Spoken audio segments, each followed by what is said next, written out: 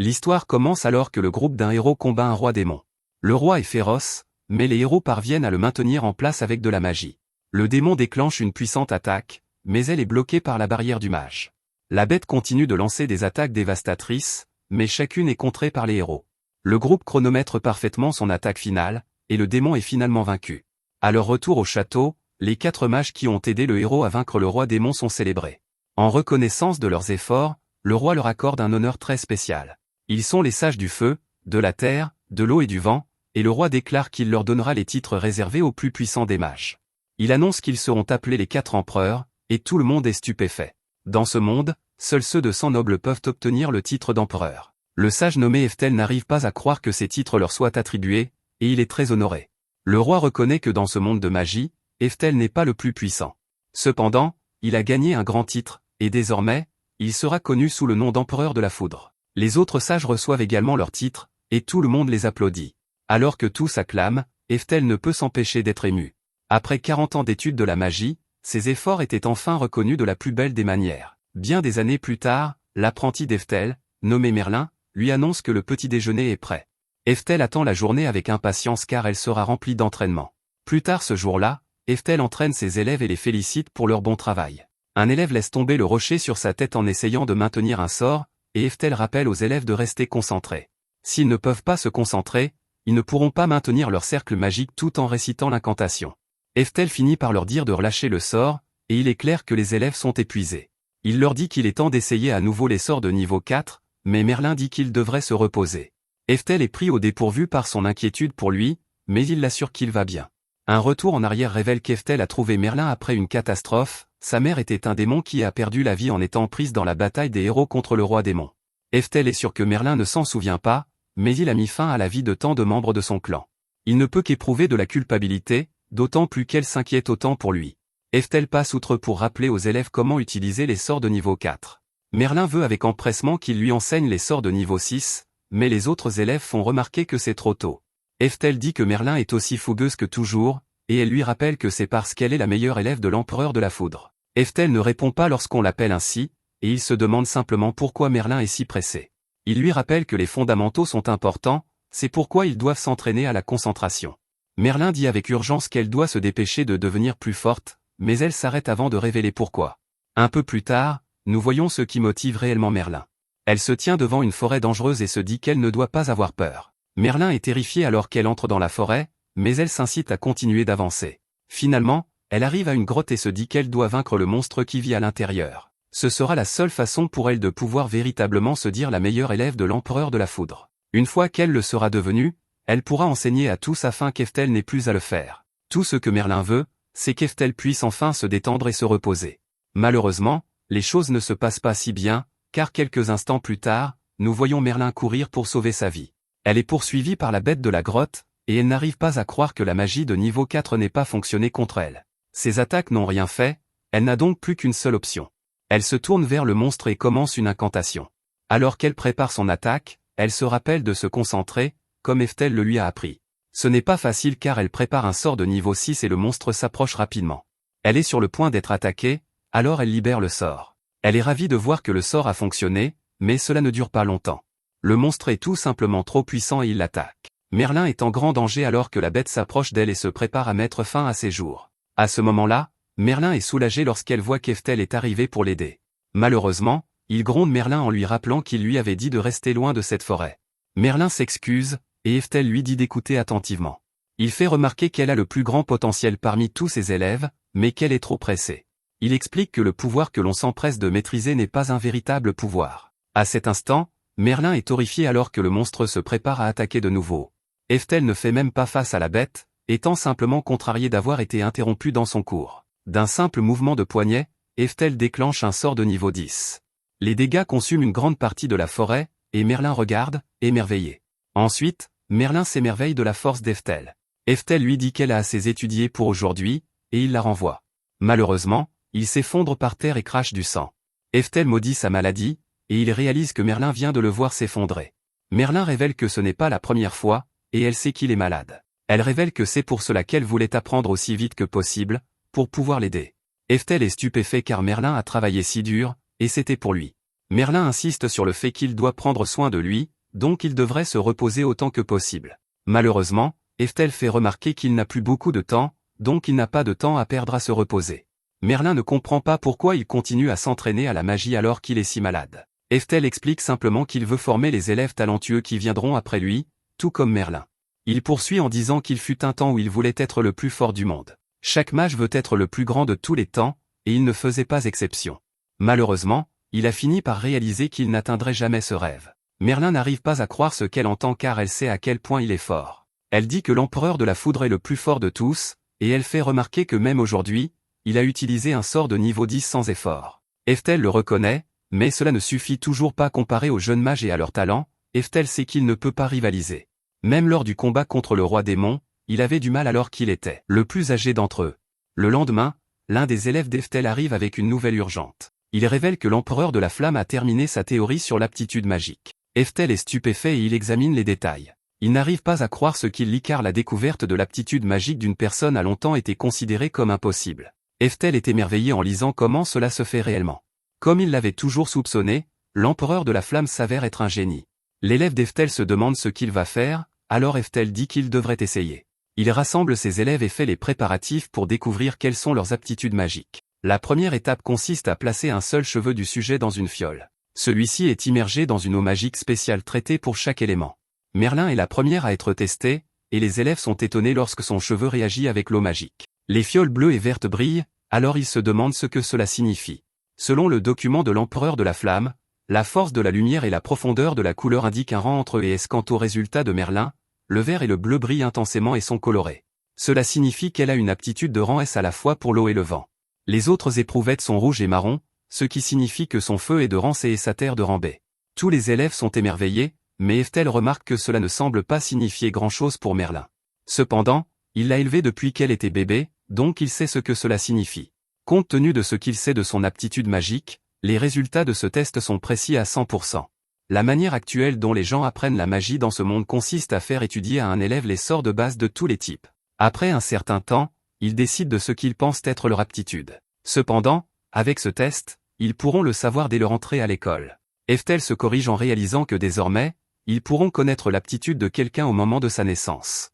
Cela signifie également qu'ils pourront entraîner leur aptitude beaucoup plus tôt et devenir beaucoup plus forts. Eftel veut se tester, mais Merlin fait remarquer qu'il est déjà l'un des 4 empereurs. Les autres élèves sont curieux de voir ce que cela donnera, alors Eftel se prépare. Il pense que même s'il ne peut pas atteindre le plus haut niveau de magie, il veut savoir s'il a jamais eu le talent pour le faire. Il a travaillé des centaines de fois plus dur que quiconque, et il a même fourni plus d'efforts que les 3 autres empereurs. Ce n'était même pas comparable, alors il veut voir ce qu'il aurait pu accomplir s'il avait connu son aptitude avec une certitude absolue.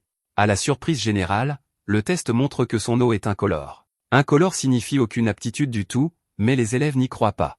Il est impossible qu'Eftel ait une aptitude nulle, et Eftel est d'accord. Aucune aptitude du tout signifie qu'aucun esprit ne vous bénira.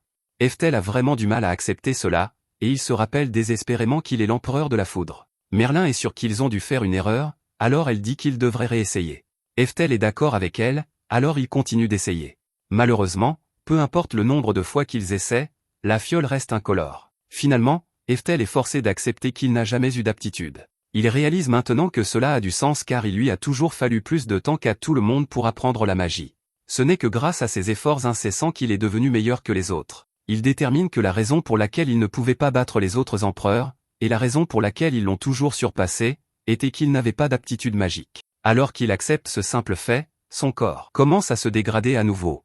Son état ne fait qu'empirer alors que sa toux devient plus violente, et Merlin essaie de prendre soin de lui. Malheureusement, il est dans un si mauvais état qu'il lui dit de s'éloigner pour qu'elle ne voie pas à quel point c'est grave. Alors qu'Eftel lutte contre sa maladie, il pense à comment il a toujours cru qu'il pourrait un jour atteindre les plus hauts niveaux de magie. Cependant, quoi qu'il fasse, il n'a jamais pu surmonter le mur appelé talent. C'est à ce moment qu'il perd tous les souhaits de sa vie et tout son espoir. Il se qualifie de pathétique, et il se demande ce qui serait arrivé s'il avait eu plus de temps.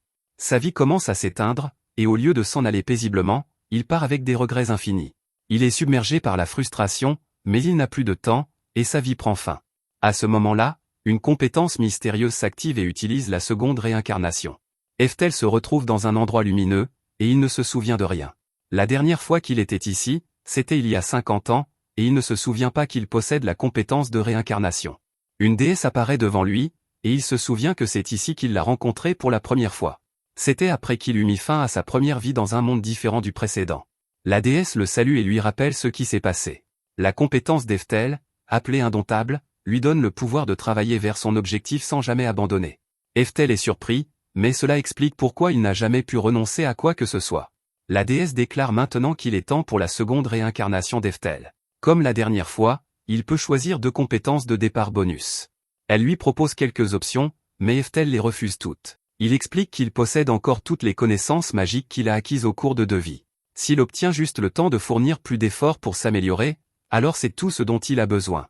La déesse est surprise, mais elle comprend parfaitement. Eftel est monté au rang des 4 empereurs, même s'il n'avait pas d'aptitude. Ce n'était pas seulement grâce à sa compétence seule, c'était grâce à la force de sa volonté. Eftel est prêt, alors la déesse le réincarne pour une seconde fois. Un peu plus tard, Eftel se réveille et se retrouve dans un nouveau corps, et un tas de souvenirs lui reviennent. Alors qu'il se regarde dans un miroir, il se rappelle qu'il est Eftel, l'empereur de la foudre. À ce moment, sa mère arrive pour lui dire que le petit déjeuner est prêt. Pendant qu'il mange, Eftel réfléchit à sa situation. Grâce à la compétence seconde réincarnation que la déesse lui a donnée, Eftel est maintenant dans sa 3e vie. Depuis qu'il a eu 4 ans, les souvenirs de l'ancien Eftel ont commencé à revenir. Il déclare que cette fois-ci, il va véritablement maîtriser la magie. Heureusement, ce qu'il vient de se rappeler ce matin, c'était comment préparer l'eau pour le test d'aptitude magique. Eftel ne veut pas perdre de temps, alors il va se tester. Malheureusement, comme il s'y attendait, l'eau est à nouveau incolore. Cela signifie qu'il est très probable qu'il atteindra ses limites lorsqu'il apprendra les sorts de niveau 10, comme la dernière fois. À ce moment-là, un dragon terrifiant géant apparaît de nulle part, et Eftel remarque qu'il a des yeux cramoisis. Cela indique clairement que quelqu'un a dû le mettre en colère. Le dragon est poursuivi par des chevaliers, et Eftel réalise que la capitale est en danger. Eftel se précipite après lui, mais il s'arrête en se rappelant quelque chose. Il aurait pu aider à combattre cette bête lorsqu'il était à son apogée, mais maintenant il n'a que 4 ans. Eftel pense que s'il avait su que cela arriverait, il serait né dans un corps capable d'utiliser la magie. Il est complètement impuissant maintenant, et il ne peut que se souvenir du vieux sort qu'il a créé. C'était son propre sort original de niveau 10. À cet instant, alors qu'il pense à ce sort, il s'active sans avertissement. Le cercle magique est immense et déclenche une puissante attaque de foudre. Le sort frappe le dragon terrifiant et le décime complètement. Eftel regarde, choqué, car il ne comprend pas comment il vient de vaincre la bête. Les chevaliers sont encore plus confus et se demandent si le dragon a été frappé par la foudre. Eftel regarde sa main avec stupéfaction alors qu'il réalise ce qui se passe, il vient de renaître dans ce monde en étant capable d'utiliser les capacités magiques de l'apogée de son ancienne vie, même s'il n'a que 4 ans. Un peu plus tard, Eftel réfléchit à sa situation actuelle. Cela fait 3 ans que son moi passé s'est réincarné dans ce corps, et il a mené beaucoup de recherches. Ce qu'il a appris, c'est que le monde dans lequel il se trouve maintenant est le même que celui qu'il habitait, mais 400 ans plus tard. Le lendemain matin, un homme arrive chez Eftel. La mère d'Eftel le remercie d'être venu, et il lui dit de ne pas s'en faire. Eftel nous explique qu'il vit seul avec sa mère et que l'homme qui vient d'arriver pour lui donner de l'argent pour leurs dépenses est son frère Frasier. Frasier demande si Eftel va bien et il est surpris de voir qu'il étudie un livre aussi difficile à son jeune âge. Eftel dit qu'il trouve les livres vraiment intéressants, alors Frasier promet de lui apporter quelques livres en cadeau la prochaine fois. La mère d'Eftel dit qu'on voit bien de qui Eftel tient, parce qu'il aime tant lire, et Frasier est d'accord. Frasier ne pense pas qu'Eftel puisse comprendre ce que disent les livres parce qu'il est encore si jeune, mais il ne doute pas qu'Eftel les maîtrisera bientôt. Frasier dit que leur père sera très content, alors Eftel se demande quand il pourra enfin rencontrer son père. Frasier s'excuse parce que leur père est occupé et qu'il a du mal à trouver du temps. Eftel nous explique tristement qu'il n'a jamais rencontré son père. Son père est le duc Orcote et c'est une personne importante dans le domaine de la magie au royaume d'Azul. Il est un descendant de l'ancien moi d'Eftel, alors Eftel est curieux de savoir à quoi il ressemble. Malheureusement, la mère d'Eftel n'a aucune aptitude magique, alors l'épouse du duc et ses autres maîtresses ne l'apprécient pas beaucoup. Ils sont une famille de mages, alors ils ne comprennent pas pourquoi le duc aurait un enfant avec quelqu'un qui n'a pas d'aptitude magique. L'épouse du duc détestait tellement la famille d'Eftel qu'elle les a envoyés vivre au milieu de nulle part. En d'autres termes, la famille du père d'Eftel ne le reconnaît pas comme son fils, et c'est pourquoi il n'a jamais pu rencontrer son père. Frasier s'excuse encore et promet d'en parler à leur père. Eftel explique alors que Frasier est le deuxième fils de l'épouse du duc Orcote. Il a eu pitié d'Eftel et de sa mère, alors il prend soin d'eux, et c'est un homme très gentil. Eftel pense ensuite que, quoi qu'il se passe autour de lui, il s'en moque tant qu'il peut étudier la magie à nouveau. Plus tard, Frasier demande à Eftel ce qu'il veut faire plus tard avec toutes ses études. Eftel lui rappelle avec excitation qu'il est un descendant d'un mage légendaire. Il dit que quand il aura 15 ans, Il veut aller à l'académie de magie de la capitale et étudier la magie. Avant même qu'il ait fini, la mère d'Eftel intervient. Elle fait remarquer qu'Eftel est comme elle, car il n'a pas d'aptitude magique. Eftel révèle qu'à cette époque, les tests d'aptitude magique sont courants, donc son manque d'aptitude est déjà connu de tous. La mère d'Eftel dit qu'elle pense à faire apprendre l'escrime à Eftel et à l'envoyer plutôt à l'école militaire. Frazier trouve que c'est une excellente idée, et il révèle qu'il a été diplômé de l'école militaire major de sa promotion. Il admet qu'au début, il n'a choisi cela que parce qu'il était jeune et qu'il voulait se rebeller contre le fait d'appartenir à une famille de magiciens. Cependant, au final, il pense que c'était le bon choix. Les épéistes magiques sont rares, donc l'armée prend vraiment soin de vous. À ce moment-là, Frazier décide que, puisqu'il a un peu de temps aujourd'hui, il va voir comment Eftel se débrouille avec l'épée. La mère d'Eftel est ravie, alors Frazier commence à entraîner Eftel. Frazier est impressionné et dit à Eftel de mettre plus de force dans ses poignets. Les choses semblent bien aller, alors il dit qu'Eftel a beaucoup d'aptitude pour l'escrime. Eftel est complètement épuisé, mais il réalise finalement quelque chose. Au début, il se demandait pourquoi Frazier ne lui enseignait que l'éducation de base et les sciences militaires. Mais maintenant, il réalise que Frazier voulait qu'il aille à l'école militaire depuis le début. Eftel comprend que Frazier s'inquiète probablement juste de son manque d'aptitude magique. À ce moment-là, Eftel arrête soudainement l'entraînement et dit à Frazier qu'il veut vraiment aller à l'académie de magie. Frazier essaie d'expliquer que les gens sont bons dans certaines choses et mauvais dans d'autres, mais Eftel dit qu'il le sait déjà. Il sait qu'il n'a pas d'aptitude magique, mais il dit qu'il a quand même du mana. Il révèle qu'il peut même utiliser la magie, alors il veut y aller coûte que coûte. Au fond de lui, Eftel pense qu'il y a 400 ans qu'il n'a plus été en vie. Il est sûr que s'il peut juste arriver à l'académie de magie, il trouvera un indice pour dépasser ses limites magiques. Frazier comprend, alors il décide de faire un marché avec Eftel. Il dit qu'il va lancer le sort maintenant, et si Eftel peut le reproduire ne serait-ce qu'un peu, alors il recommandera personnellement Eftel pour l'académie de magie. Eftel est ravi et remercie Frazier.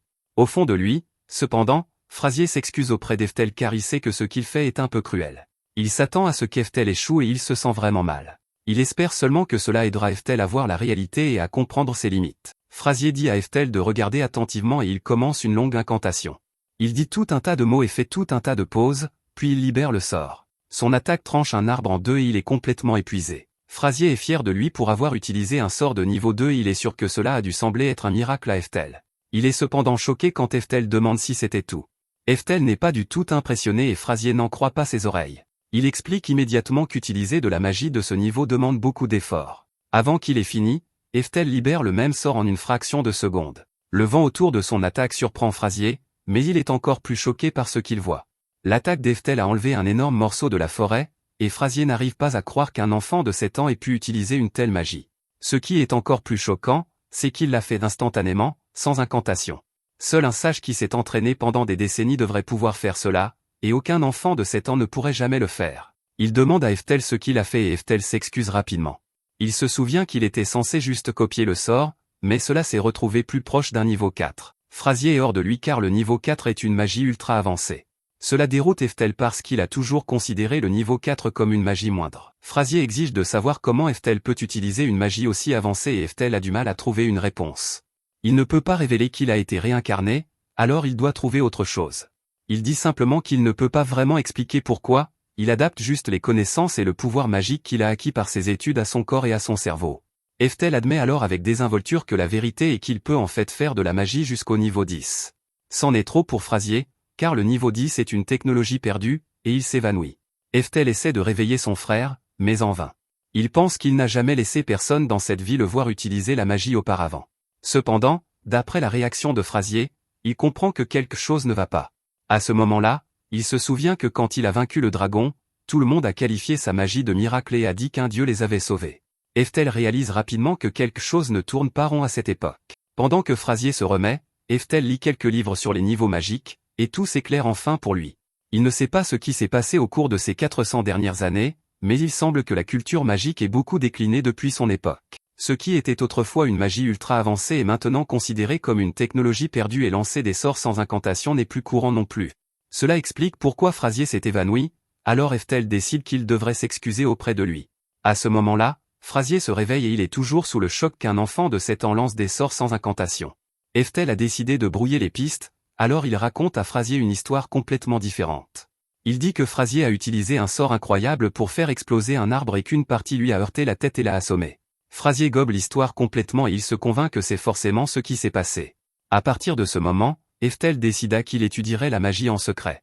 Il décida aussi de jouer le jeu avec Frazier concernant l'école militaire, au moins pour un temps. Frazier continue d'entraîner Eftel à l'épée et il doit lui rappeler de garder les yeux sur son adversaire. Eftel s'avoue à lui-même qu'il ne veut pas vraiment aller à l'école militaire. Cependant, il pense que sa compétence indomptable de sa vie passée a peut-être déformé sa personnalité car plus il est vaincu, plus il se met en colère. Cela le pousse à redemander à Frazier un round de plus, encore et encore, chaque jour. Frazier est toujours heureux d'obliger, alors leur entraînement dure éternellement.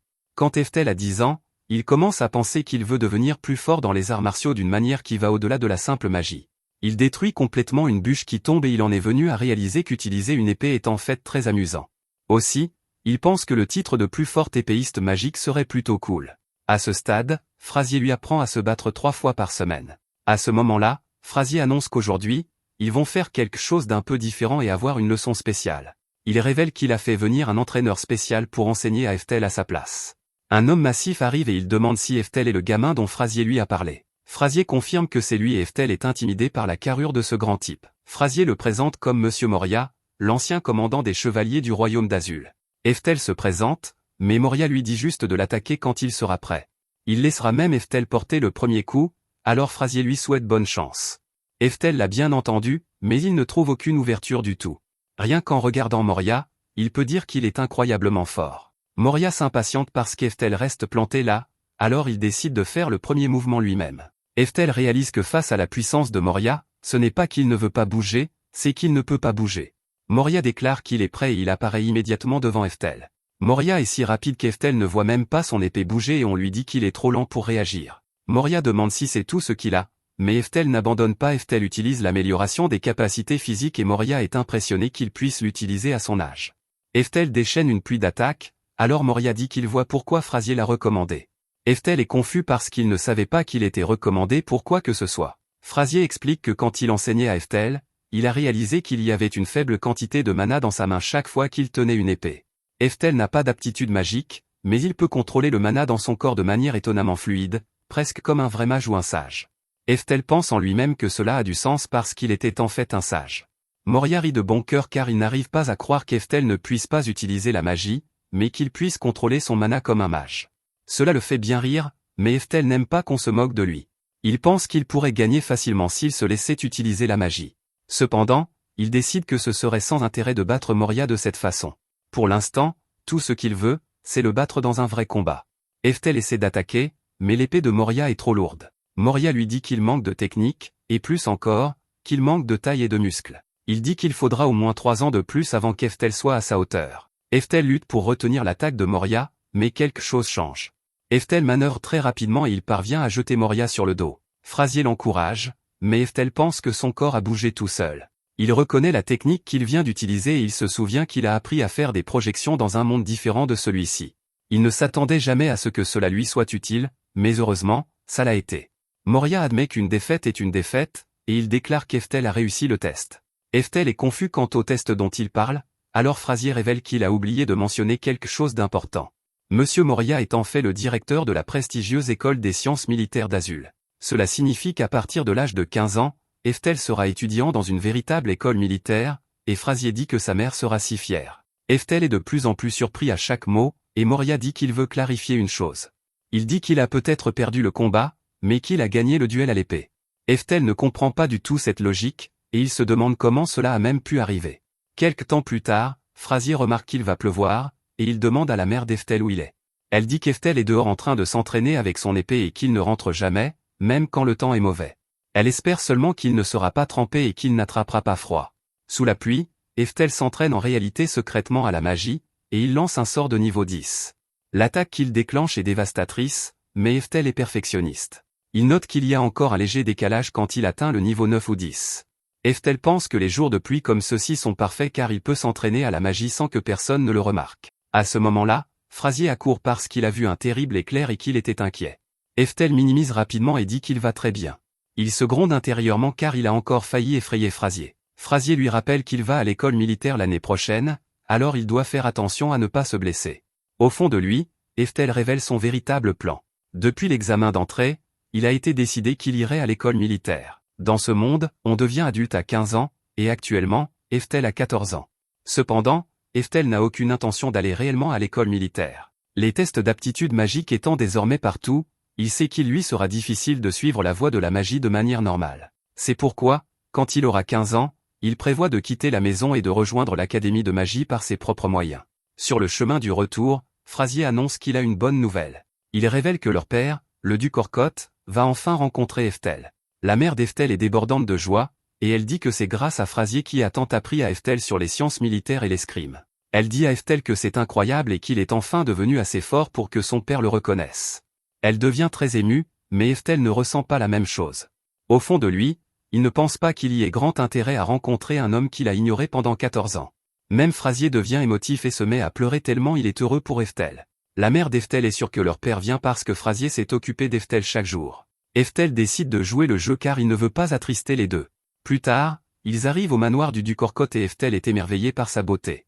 Il se rappelle qu'il n'est venu que pour sa mère et Frazier, mais il est un peu excité à l'idée de rencontrer son propre descendant aussi. Frazier amène alors Eftel pour rencontrer leur père. Pour une raison quelconque, tout le monde dans la pièce est très silencieux. Eftel surprend tout le monde en s'avançant et en se présentant.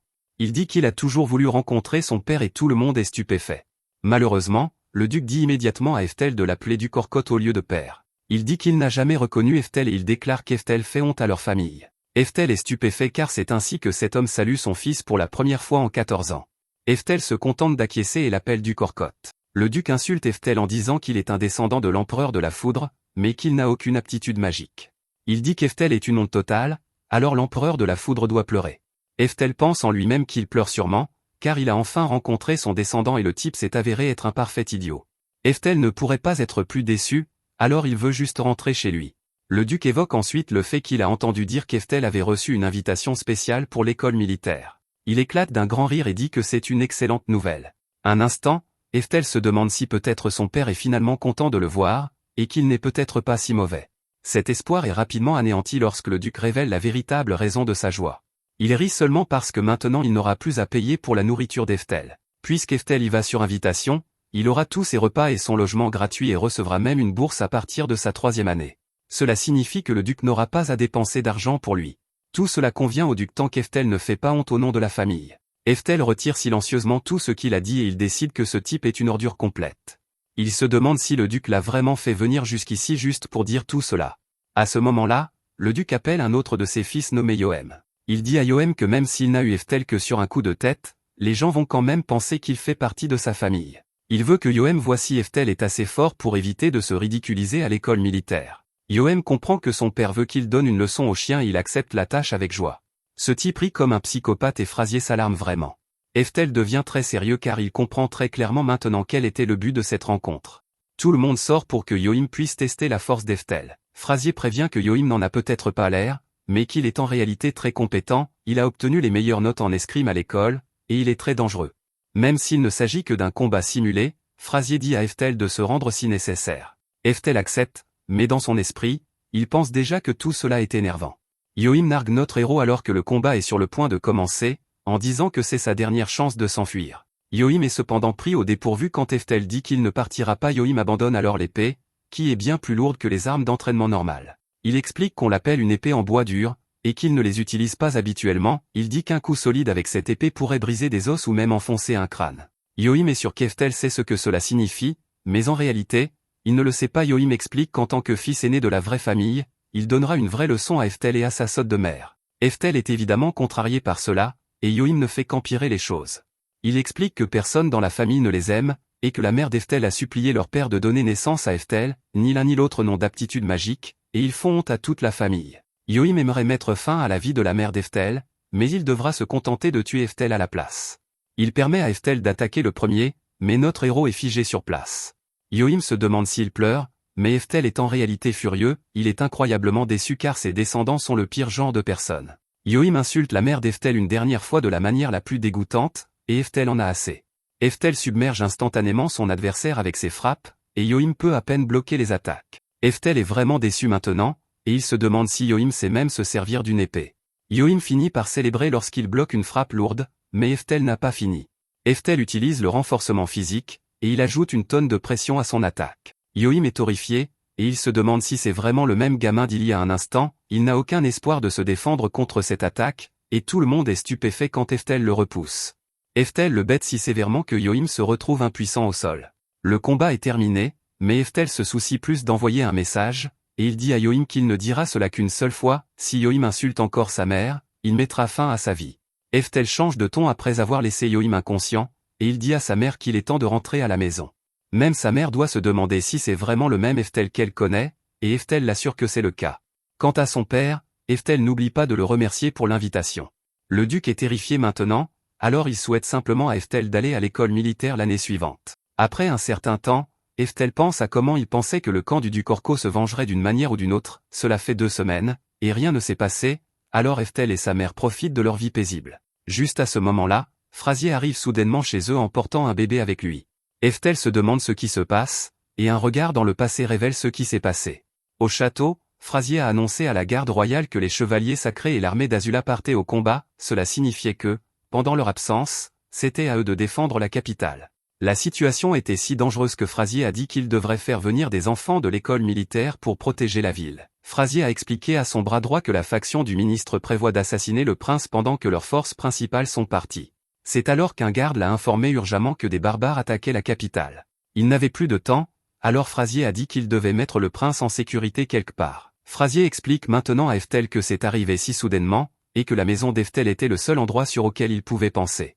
Eftel comprend rapidement la situation politique derrière cette dangereuse crise de succession royale, le deuxième fils de l'ancien roi était plus talentueux que le premier, il est donc devenu le roi actuel, pendant ce temps, le fils aîné est devenu le ministre de la couronne. Le deuxième fils n'avait pas d'héritier mâle, alors l'aîné a supposé que son fils hériterait du trône. Malheureusement pour lui, le deuxième fils, qui est le roi actuel, a eu un fils à lui, et cela a tout changé.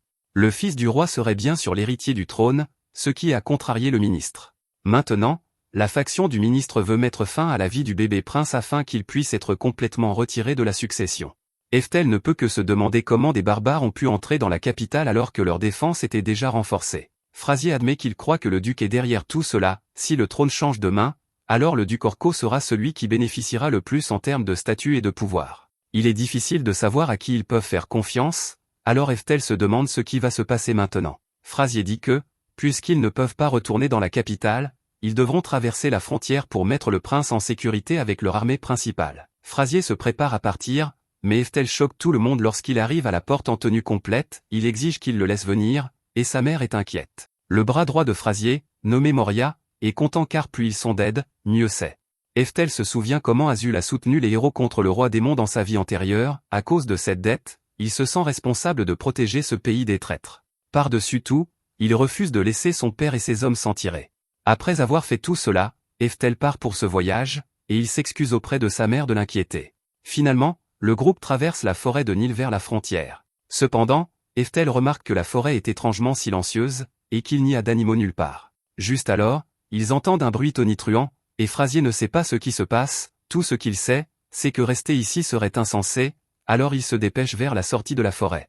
Ils courent aussi vite qu'ils le peuvent jusqu'à ce que la lisière de la forêt soit en vue. Malheureusement, une fois qu'ils atteignent la lisière, Frasier doit dire aux autres de s'arrêter. Le groupe est horrifié de voir un piège massif les attendant, c'est la chose la plus terrifiante que Frasier ait jamais vue, car la division de mages personnels du duc Orko bloque le chemin devant eux. Cette armée est massive, et même le duc Orko est ici. Il est clair que nos héros ne peuvent pas avancer, alors Moria se demande s'ils devraient faire demi-tour. Malheureusement, Eftel fait remarquer que le chemin derrière eux est couvert de flammes. Frasier réalise que le bruit qu'ils ont entendu plus tôt était l'ennemi mettant le feu à la forêt, leur objectif était de les faire sortir, alors Moria se demande s'ils pourront vraiment mettre le prince en sécurité. Les choses s'annoncent très mal, car il y a un incendie derrière eux et toute la division de mages devant eux, ils n'ont nulle part où fuir, alors Frasier dit qu'il va essayer de parler à son père. Moria sait que cela ne signifiera que sa mort, mais Frasier dit qu'ils n'ont pas d'autre choix. Frasier sort de la forêt et dit à tout le monde qu'il est désarmé, il veut qu'Orko arrête ce qu'il fait afin qu'il puisse résoudre cela par le dialogue. Yoim se demande ce que son père veut faire, alors le duc dit qu'il va parler à Frasier. Frasier est incroyablement soulagé de voir que son père est ouvert à la discussion, alors il se précipite vers lui, il suppose que son père comprend ce qu'il essaie de dire, et il ne pourrait pas être plus heureux. Orko dit qu'il comprend, mais Frasier découvre rapidement que ce n'est pas ce qu'il veut dire. Orko place une arme sur la poitrine de Frasier, et il dit que ce qu'il comprend vraiment, c'est que Frasier est sur son chemin. Frasier est horrifié, et son père active l'arme, il crie d'agonie alors que l'attaque le submerge, et Eftel n'arrive pas à croire qu'Orko l'a piégé. Frasier s'effondre, et Orko rit comme un fou, il déclare qu'il est temps de tout brûler, et ses mages commencent un rituel. Moria n'arrive pas à croire ce qu'il voit, car ce rituel est le sort le plus puissant portant le nom de l'un des légendaires 4 empereurs, c'est un sort de niveau 6 appelé Eftel, et il faut une armée de mages pour l'activer. Moria doit empêcher Eftel de secourir Frazier, car c'est bien trop dangereux. Ce sort est déchaîné, et tout dans la zone environnante est couvert de flammes. Orko ne pourrait pas être plus satisfait, mais notre héros regarde avec terreur alors qu'il ne peut que prononcer le nom de Frazier. Frazier essayait seulement de protéger un bébé, alors Eftel ne comprend pas pourquoi sa vie a dû se terminer ainsi. Une rage qu'Eftel n'a jamais ressentie auparavant grandit en lui, et il déclare que le duc regrettera ce qu'il vient de faire. Moria se demande si Eftel va bien, car il y a quelque chose de différent chez lui, Eftel a une colère terrifiante dans les yeux, et il annonce qu'il va apprendre à l'ennemi ce qu'est la vraie magie. Moria essaie d'empêcher Eftel d'aller au danger, mais il est trop tard. Eftel avance et utilise un sort de niveau 9 appelé Cosetti. Moria n'arrive pas à croire ses yeux quand ce sort gèle toute la forêt en un clin d'œil, même toute l'armée de mages est stupéfaite alors que la glace s'approche rapidement d'eux. Yohim appelle cela un sort d'une puissance insondable, et il ne comprend pas ce qui se passe. Orko regarde le champ de glace gelé, et Eftel continue son approche. Eftel pense qu'à cette époque du monde, une magie aussi puissante a été oubliée, ses ennemis devant lui n'ont probablement jamais entendu parler de quiconque lançant un tel sort. Eftel admet également que la magie de l'eau n'est même pas sa spécialité, c'est pourquoi il est déçu que cette gigantesque armée de mages n'ait pas pu l'arrêter. Il est contrarié car il pensait qu'il aurait appris à ses fils à utiliser la magie et à se battre. Quant à Orko, il ne réalise que maintenant qu'Eftel est venu avec Frazier, alors il dit à ses mages de montrer à l'ennemi la terreur d'une division magique. Les mages utilisent un sort de niveau 5 appelé flèche d'explosion, et ils déchaînent un barrage complet, des flèches de feu couvrent le ciel et s'abattent sur Eftel. Orko ne pourrait pas être plus satisfait alors que des explosions remplissent tout le champ, il célèbre sa victoire, mais ils sont tous rapidement horrifiés lorsqu'ils voient qu'Eftel est toujours debout. Il a une tonne de cercles magiques devant lui, et ils n'arrivent pas à croire qu'ils aient pensé que cette attaque suffirait à l'abattre. Les mages perdent la tête, car ils ne comprennent pas comment Eftel a survécu à l'impact direct. Eftel explique qu'il existe une chose appelée un cercle de défense magique toujours actif. Orko en a assez, alors il dit à sa division magique de frapper Eftel avec leur attaque la plus puissante, il prépare leur attaque de niveau 6 appelée Eftel et utilise son rayon concentré. C'est une attaque de foudre, et elle est utilisée à pleine puissance. Alors que l'attaque s'approche, Eftel dit que c'est insultant que son nom soit utilisé pour quelque chose comme ça, Eftel utilise immédiatement son sort de niveau 7 appelé garde magique extra, et il bloque leur attaque la plus puissante facilement. Les mages sont sans voix, car Eftel a annulé un sort magique légendaire sans grand effort, il l'appelle un monstre, et Eftel dit qu'ils sont vraiment pathétiques. Eftel démontre alors sa vitesse insensée alors qu'il se précipite directement dans l'armée de mages, il les taille en pièces, et il pense à quel point il est content que Frazier ait pris le temps de l'entraîner.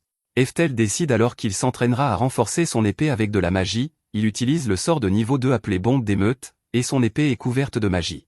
Un mage essaie de riposter, mais Eftel le réduit en cendres avec une attaque d'épée magique. Les autres mages essaient de courir pour sauver leur vie, mais Eftel leur rappelle de ne jamais tourner le dos à leur ennemi, il détermine qu'il devra leur donner une dernière leçon avant que leur vie ne prenne fin. Eftel utilise un autre sort, et les mages sont terrifiés quand le ciel est couvert de nuages, Eftel contrôle la météo, ce qui signifie qu'il utilise le pouvoir divin de la magie perdue. Eftel les traite tous d'imbéciles, car ce ne sont pas que des nuages, il dit que sa magie n'est pas aussi minable que la leur, qui ne contrôle que l'électricité statique. Eftel déclare que ce qu'il contrôle, c'est la foudre elle-même, il montre ensuite aux mages à quoi ressemble un véritable sort Eftel en utilisant la version de niveau 10. Les mages sont horrifiés de l'entendre dire niveau 10, et l'attaque illumine tout le ciel.